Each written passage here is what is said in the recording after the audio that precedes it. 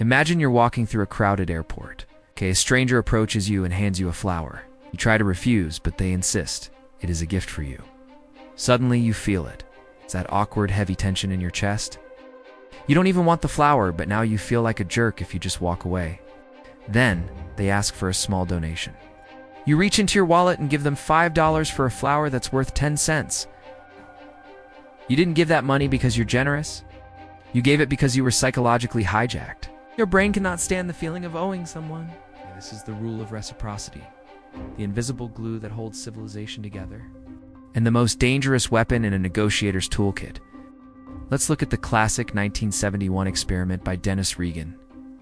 A man named Joe, complete stranger, does a small, unasked-for favor. He buys a participant a bottle of Coke.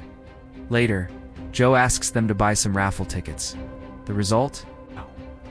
The people who got the Coke bought twice as many tickets as those who didn't. But here's the kicker. Even the people who disliked Joe felt forced to buy the tickets. Reciprocity is stronger than liking. It doesn't matter if they hate your guts. If you give them something first, their lizard brain will force them to settle the score. You are literally programming their next move. Let's move the camera to your office. You have a colleague who is always too busy to help you with your reports. Instead of asking for help again, try this. Bring them a coffee. Offer to cover their 15-minute slot so they can take a call. Do it without being asked, and do it without expecting a thank you. Wait for the itch to grow. 2 days later, when you finally ask for help with that report, they won't just say yes. They'll feel a sense of relief to finally be even with you. In networking, in family, in love, the person who gives first owns the room. You aren't being a nice guy. We're building a bank of social capital that you can withdraw at any time. Stop. Let's look at why this hurts so much. We were raised to believe that takers are the lowest form of life. To receive without giving back is a social death sentence. It's why you feel guilty when someone pays for dinner.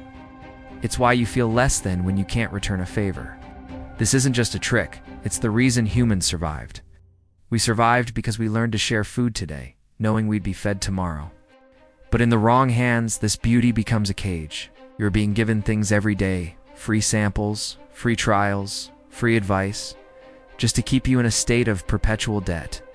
Realize that your guilt is someone else's profit.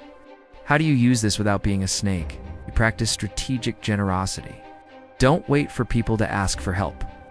Look for the small, low-cost things you can do that have high value to others. Sincere compliment, a shared resource, a 5-minute introduction. When you give, don't say no problem.